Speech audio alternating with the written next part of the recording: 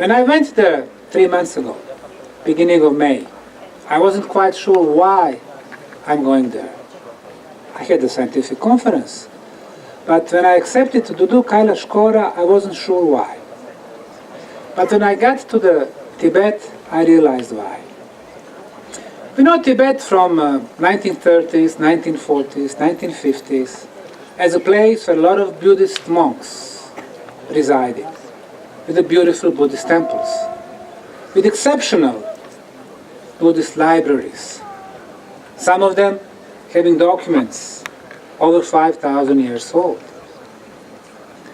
From some of the movies we can remember, for example, 7 Years in Tibet, that during the ceremonies, the Buddhists would bring those books, some of them being so heavy that 3 monks were needed to carry them to the hall.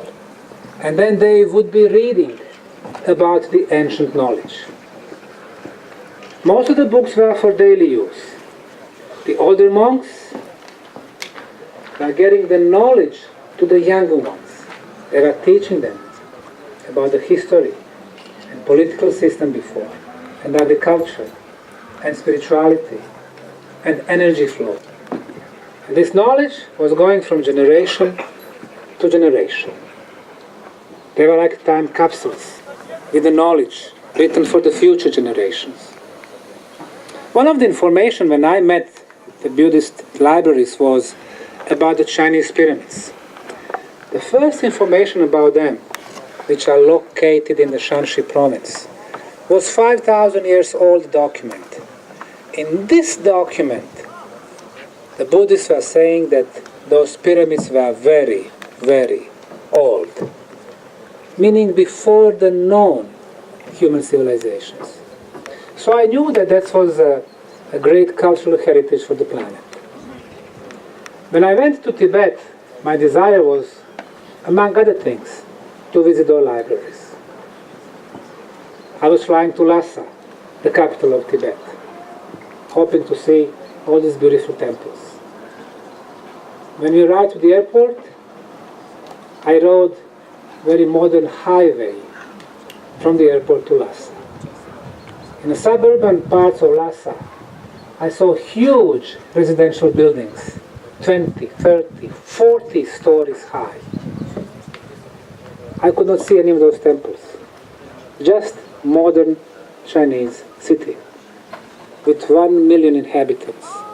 More than 80% of Chinese, not Tibetans. I was very sad when I saw that.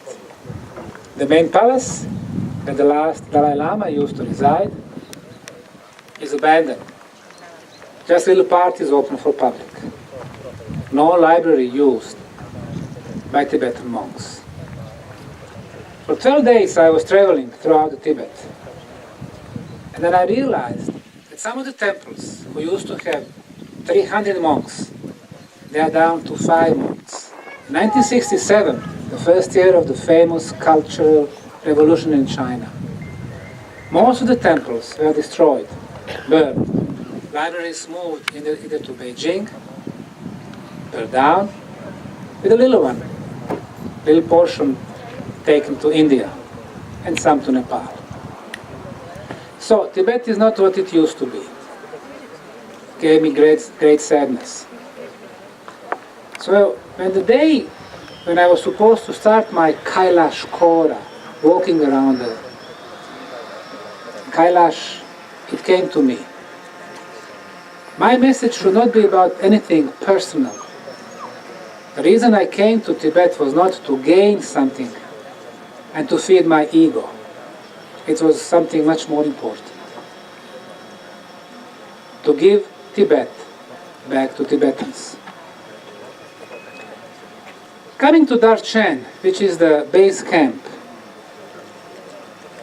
it's coming to 4,700 meters above the sea level.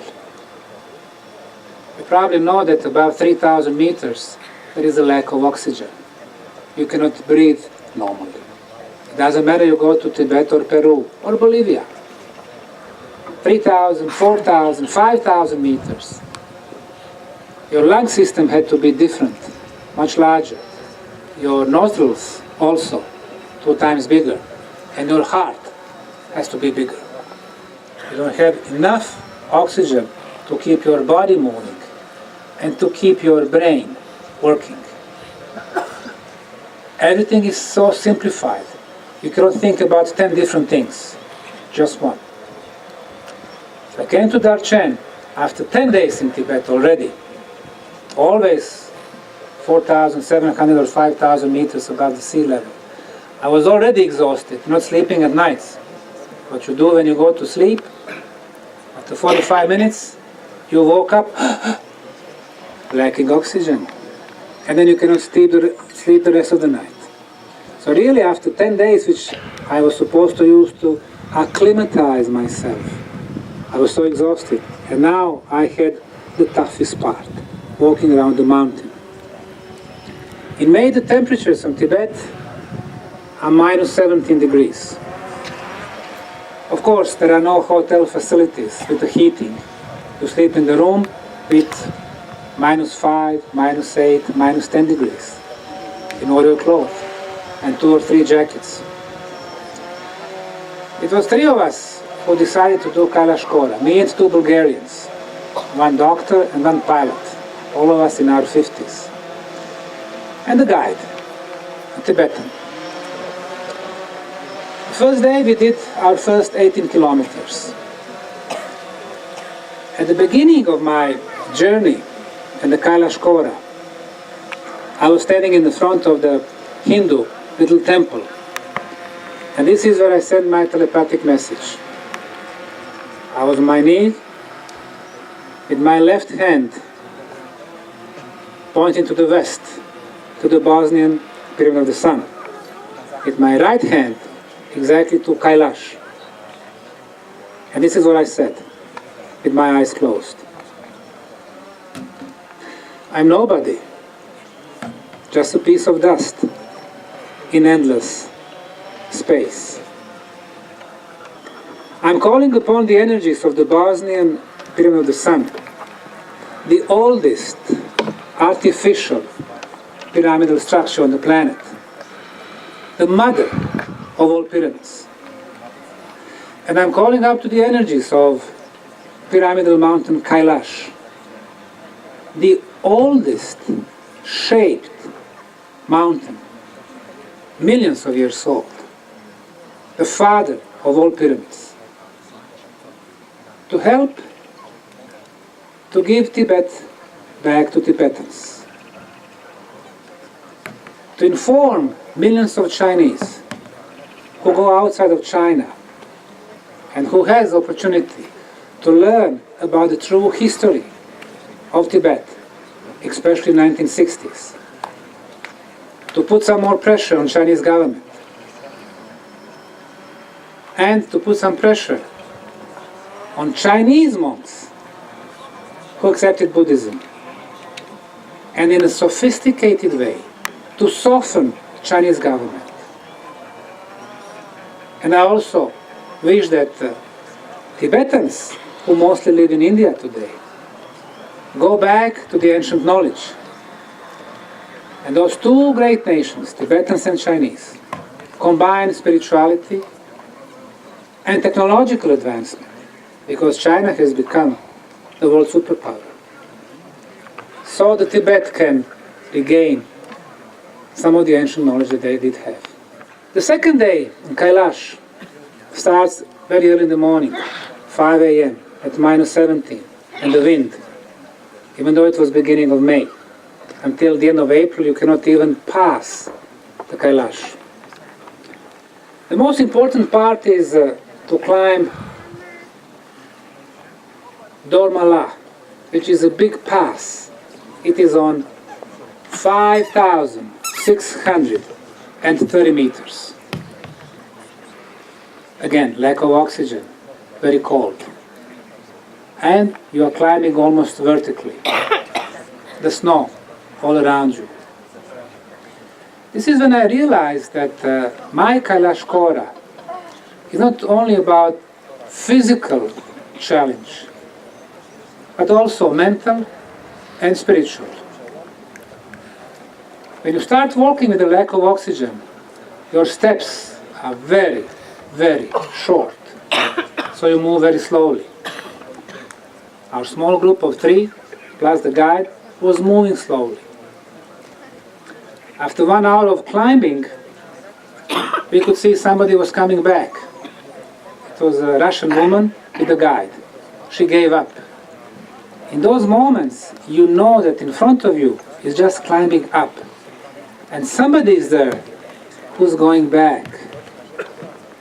So you move for some time, and then your mental part give up also. And then your spiritual part has to take over. And this is what gives the sophistication to our bodies. Our soul.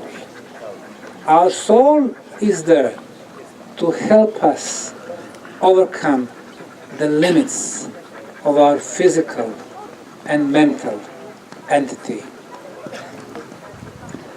So you keep moving, and at one moment you look around you, blue sky, a beautiful pyramidal mountain Kailash, the white snow around you, and you are thinking it would be nice to make a photo. But in order to make a photo, you would need to move your 2 walking sticks to the sides, to move first and then second glove, to open your first jacket, to open your second jacket, to get your hands inside your pocket, to get the mobile phone out, then to try to find the camera.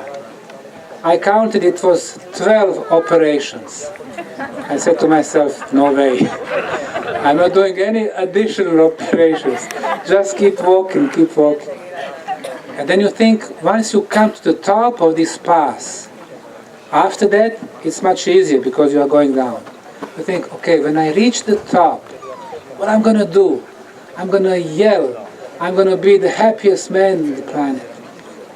So finally you get there. But you don't have a desire or need to yell. You simply look for the place to sit down and rest a little bit. And this is what I did. I found a rock sticking out from the snow.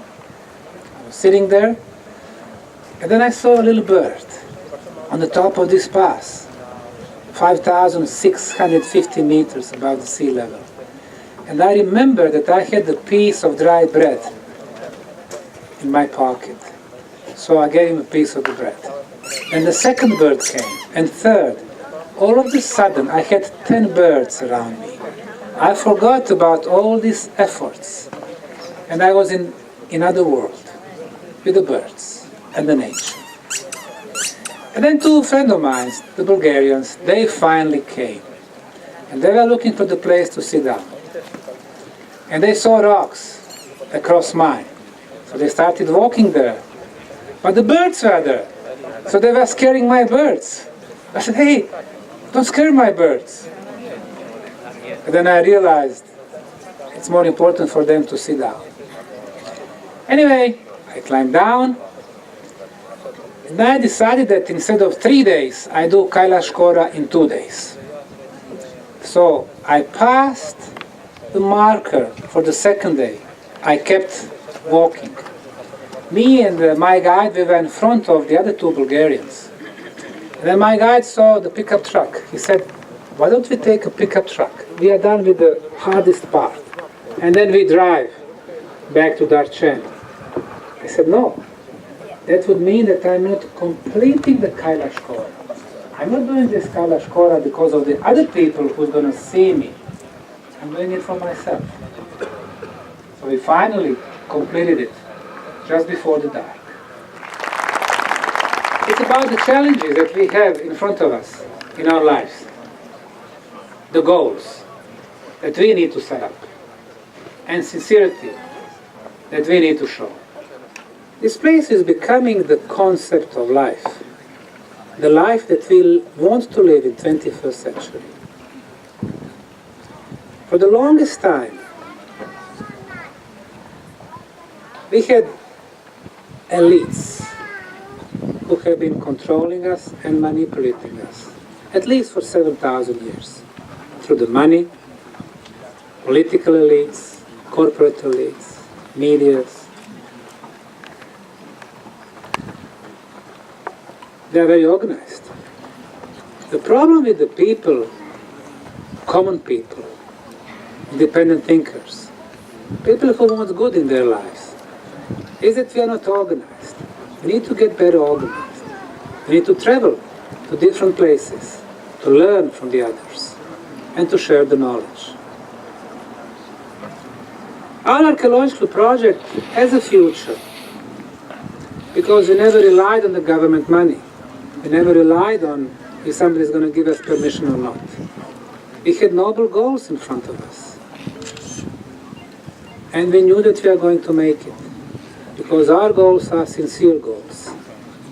Every time you come here, you bring your energy stand. I wish that you enjoy the energy both ways. The one that you bring, the one that you are getting back. And that you come many, many times to the heart of Bosnia, to the Bosnian Pyramid site. Thank you very much.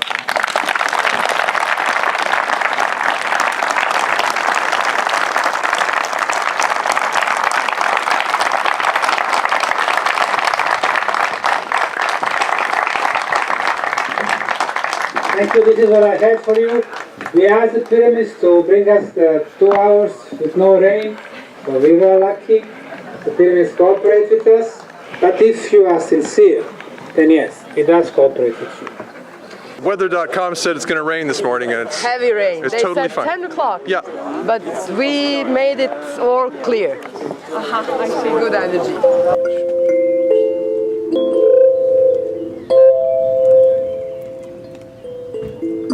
To spread the light not only here but through the whole earth.